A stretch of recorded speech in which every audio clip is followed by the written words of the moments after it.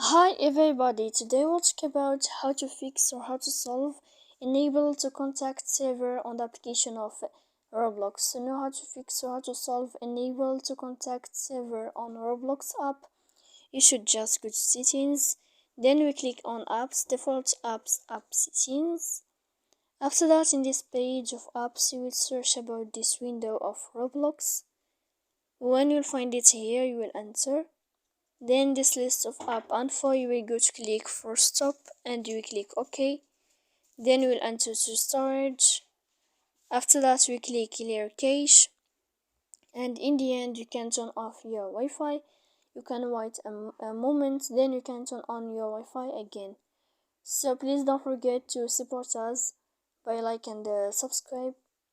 See you next time in another video, and thank you for your attention and your watching.